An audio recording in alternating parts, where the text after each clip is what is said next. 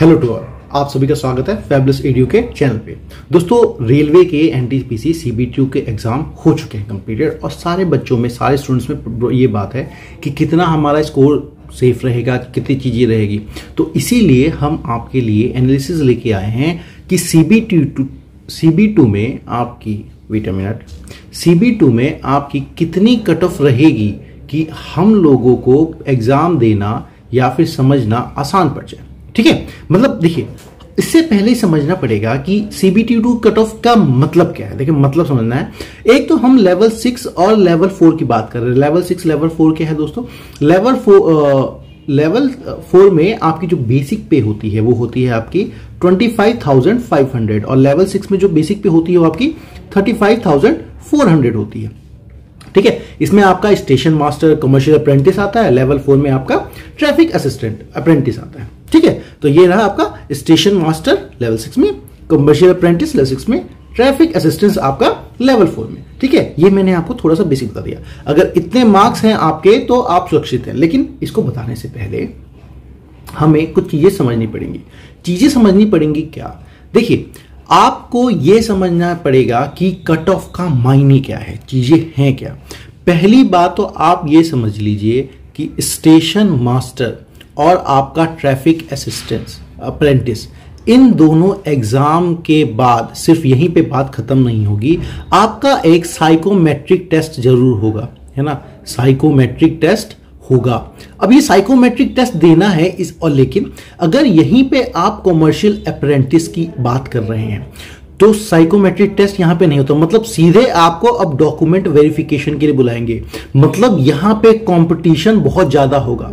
Competition ज्यादा मतलब अगर मान लीजिए एक सीट है तो एक ही स्टूडेंट को बुलाया जाएगा डॉक्यूमेंट वेरिफिकेशन के लिए, तो यहां पे कट ऑफ तो बहुत ज्यादा जाने वाला है। दूसरी एक और बात, अच्छा, यहां पे साइकोमेट्रिक टेस्ट है तो यहां पे कितना जाएगा? देखिए, साइकोमेट्रिक टेस्ट होने वाला है तो यहां पे जितने भी स्टूडेंट, मतलब जितनी भी सीटें हैं उसके 8 गुना ज्यादा बच्चों को बुलाया जाएगा इस टेस्ट को देने के लिए, है ना। दूसरी बात और कि अच्छा, अगर मान लो इसमें हमने बहुत सारे नंबर फोड़ रखे हैं और इस बार, है ना, अटेम्प्ट खूब सारे कर रखे हैं, 120 नंबर का पेपर, मतलब खूब सारे नंबर लेके आए हैं, तो क्या होने वाला है? देखिए, बात समझिए इस बात को। 8 टाइम्स बुलाने के बाद देखिए, आपका जो ये CBT2 हुआ था और इसके बाद जब साइकोमेट्रिक टेस्ट होगा आपका स्टेशन मास्टर और ट्रैफिक असिस्टेंट के लिए, तो CBT2 के आपके 70% मार्क्स लिए जाएंगे, साइकोमेट्रिक टेस्ट के आपके 30% मार्क्स लिए जाएंगे और इन दोनों मार्क्स को ऐड करके एक सेपरेट कट ऑफ बनेगी और उसके बेसिस पे आपको डॉक्यूमेंट वेरिफिकेशन के लिए बुलाया जाएगा स्टेशन मास्टर और ट्रैफिक असिस्टेंट्स के लिए। लेकिन कमर्शियल अप्रेंटिस में ऐसा कुछ नहीं।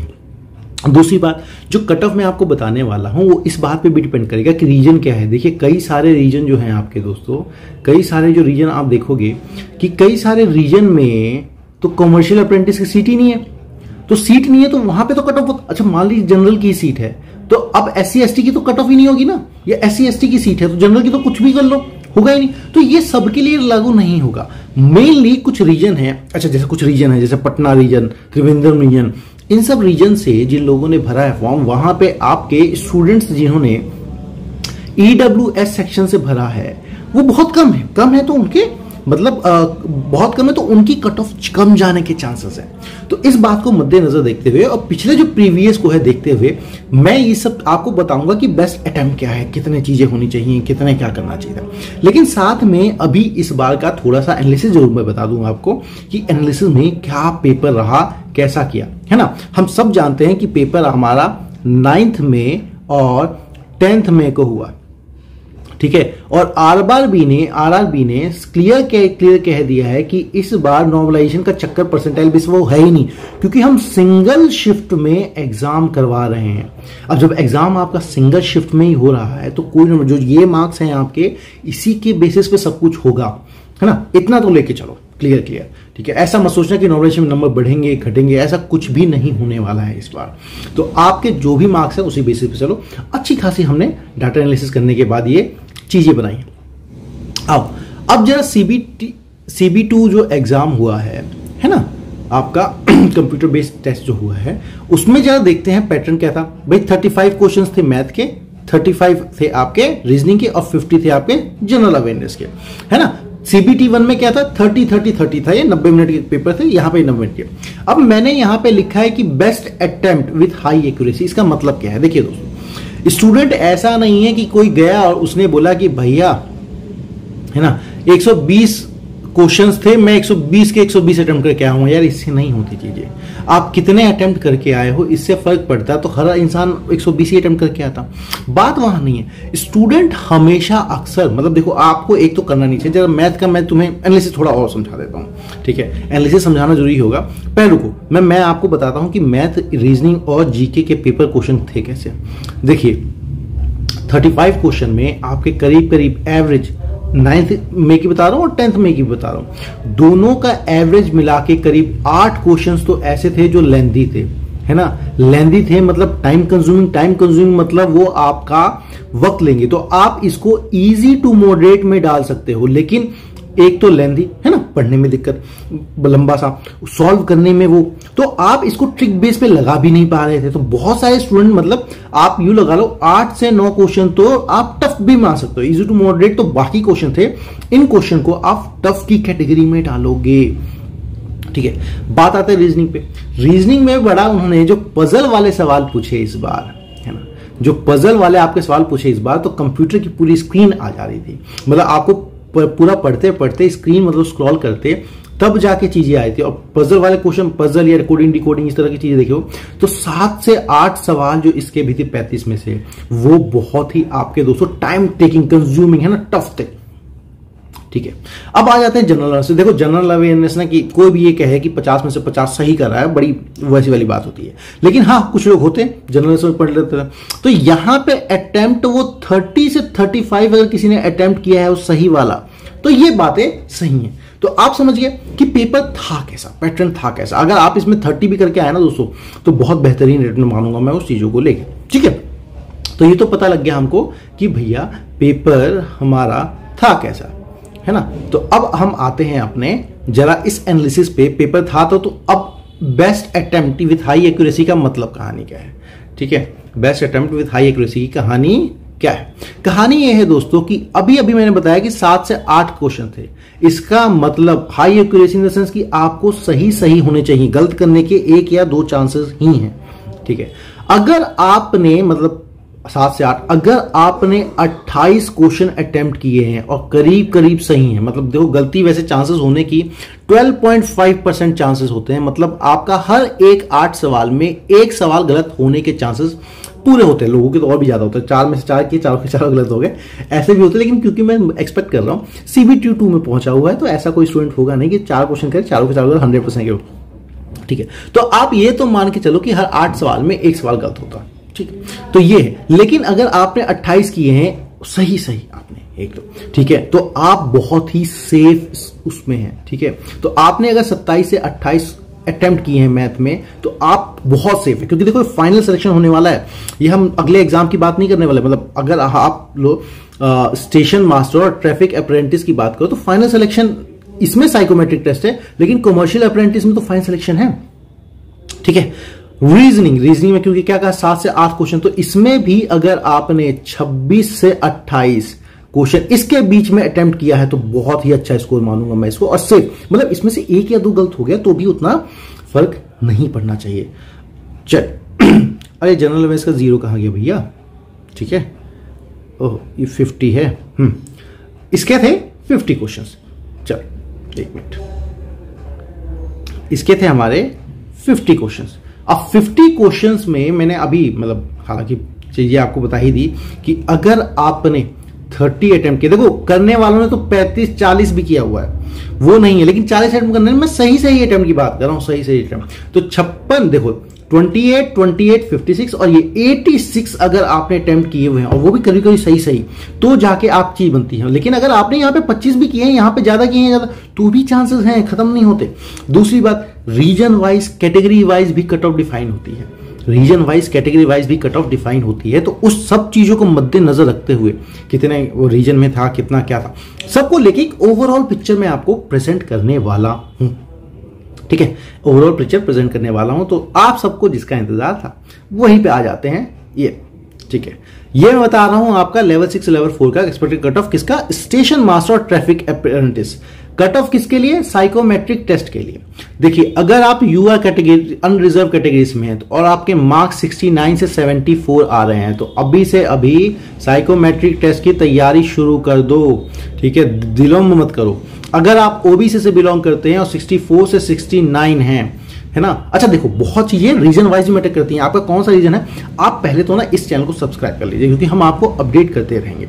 दूसरी बात क्या है कि अगर किसी को एमटीएस की तैयारी करनी है तो हमारे चैनल पे और हमारे ऑफलाइन सेंटर पर भी मैथ की प्रैक्टिस एमटीएस की बिल्कुल फ्री में करवाई जाने वाली है। तो आप अगर करना चाहें तो आप बिल्कुल हमसे जुड़ सकते हैं। हमारे सेंटर बिल्कुल नीचे फोन नंबर दिया हुआ है, आप उस पर कांटेक्ट कर सकते हैं। अगर आप यूआर से हो और इसमें आपका साइकोमेट्रिक टेस्ट पक्का होने वाला है, अगर इतने नंबर, अच्छा इसमें अगर आप -2 +-2 भी लेके चलते हो, +-2 का क्या मतलब है, मतलब आपके अगर 67 मार्क्स हैं या फिर 72 हैं, है ना, तो भी करो, ठीक है। अच्छा ये बढ़ने को बढ़ सकता है 2, लेकिन बढ़ने के चांसेस कम है, कम होने के चांसेस है, बढ़ने के चांसेस कम है, क्योंकि पेपर ऐसा था ना, मैथ का पेपर आपका लेंथी हो गया, रीजनिंग में पजल काफी बड़े बड़े आ गए, जिस बच्चों ने सीधे छोड़ आए हैं।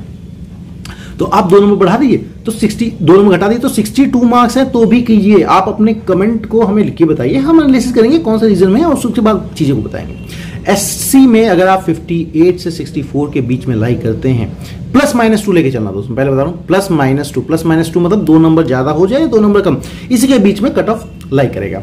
एसटी के लिए आपका 54 से 58 के बीच में, ठीक है। हमने previous year cut off plus इस बार की number of vacancies, number of seats, किस किस रीजन में कितना है उसको लेके एक ओवरऑल पिक्चर प्रेजेंट किया हुआ है, ठीक है।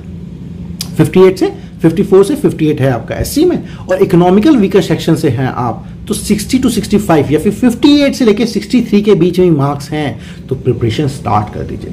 अब आने वाला हूं मैं आपका कमर्शियल अप्रेंटिस पे। कमर्शियल अप्रेंटिस पे तो सीधे आपको डॉक्यूमेंट वेरिफिकेशन के लिए बुलाने वाले हैं, तो डॉक्यूमेंट वेरिफिकेशन के बुला रहे हैं तो चीजें आपकी क्या है, देखो कट ऑफ बढ़ने के चांसेस। दूसरी बात है कमर्शियल अप्रेंटिस की अगर आप खुद ही सीट देखो तो अलग अलग रीजन में से 2 ही सीट है, 3 ही सीट है, इस तरह से चीजें हैं, तो उसकी कट ऑफ तो ज्यादा जाने वाली है ही ना। 120 नंबर का चीजें था तो आपका देखते हैं कमर्शियल अप्रेंटिस कितने हैं, है ना। लेकिन चैनल को सब्सक्राइब कर लो, है ना, कर लो भाई, दुआएं मिलेंगी। चलो ये रहा हमारा कमर्शियल अप्रेंटिस पोस्ट की एक्सपेक्टेड कट ऑफ। देखो दोस्तों आप कहोगे कि बहुत हाई कर दिया, 88 से लेकर 94 रखा है मैंने अनरिजर्व कैटेगरी का, है ना, जनरल कैटेगरी का। तो आपका क्या है कि अगर 88 से 94 में है तो सिलेक्शन कंफर्म है करीब करीब। ओबीसी में यही 86 to 90 है, 82 to 86 है आपका। एससी में, एसटी में 79 to 84 है। देखो कट ऑफ ज्यादा रखने के चांसेस क्योंकि सीटें कम है और आपका डायरेक्टली देखो बाकी में कट ऑफ कम क्यों है, क्योंकि आपको साइकोमेट्रिक टेस्ट से गुजरना है, यहाँ पे नहीं गुजरना है, सीधे आपका सिलेक्शन होने वाला है डॉक्यूमेंट। मतलब अगर आप मान लो 50 सीटें हैं तो सिर्फ 50 बच्चे ही बुलाने वाले हैं, स्टूडेंट्स को बुलाने वाले हैं वो डॉक्यूमेंट वेरिफिकेशन के, ठीक है। अगर उसमें शायद कुछ ज्यादा बुला सकते हैं क्योंकि किसी के डॉक्यूमेंट सही नहीं हुए तो फिर वो हो सकता है, हाँ ये भी चांसेस है, पर उतने ज्यादा नहीं है ना यार। जैसे एक सीट है तो 8 स्टूडेंट को बुलाने वाले साइकोमेट्रिक टेस्ट में, ऐसा कोई चांसेस तो है नहीं। बढ़ाने को कुछ परसेंटेज बढ़ा सकते हैं, 10% 20%, ऐसा नहीं, या तो 8 टाइम्स 800% बढ़ा हुआ है, तो ऐसा नहीं है। तो आपको समझना है कि under reserve category, unreserve category या फिर जनरल कैटेगरी के 84 से 90। अब इसमें भी दोस्तों आप लोग +-3 कर सकते हो। +-3 का मतलब 3 नंबर अगर आपके बढ़ जाते हैं, 3 नंबर घट जाए मतलब 85 से लेके ये आपका 3 नंबर बढ़ा लो 97 तक, 85 से 97 तक हो सकता है। और यही यहाँ पे आपका 83 से 93 के बीच में है, तो बिल्कुल आप लग जाओ। अच्छा दूसरे बच्चे अब करें क्या, सीए वाले, देखो आप लोगों को तो मतलब करीब करीब पता लगी है। दूसरी बात आपके कितने मार्क्स हैं, तो स्टेशन मास्टर ट्रैफिक असिस्टेंस की बात आ गई, तो आप लोगों को साइकोमेट्री की टेस्ट स्टार्ट कर देना है, विलंब नहीं करना है किसी चीज का। एससी के लिए 82 to 86 मतलब आपका 79 से लेके 89 तक के बीच में, ये आपका 76 से लेके 87 तक के बीच में, और ये आपका 82 से लेके 93, +-2 लेके चल रहा हूं मैं यहाँ पे, ठीक है। +-3 को इन्वॉल्व करके इसके बीच में रेंज भी हो, हालांकि रेंज बड़ी हो जाती है, पर आप लोगों को समझना है एग्जाम टफ था, कितने सारे लोगों को सपना है। कमर्शियल अप्रेंटिस तो वैसे भी बहुत ही ज्यादा डिमांडिंग जॉब होती है, लोग बहुत ही पसंद करते हैं, चाहते हैं उसमें जाना, हम सब जानते हैं, ठीक है। चलिए तो ये है हमारा चैनल, प्लीज हमारे चैनल को लाइक सब्सक्राइब शेयर कीजिए, और भी इंफॉर्मेशन हम आप तक पहुंचाते रहेंगे। तब तक के लिए ऑल द बेस्ट, और कमेंट सेक्शन में जरूर लिख के बताइए कितने मार्क्स है ना, हम उसको वेरीफाई करेंगे और आप जरूर चीजें खतेरी। ऑल द बेस्ट हमारी तरफ से, टेक केयर, बाय बाय।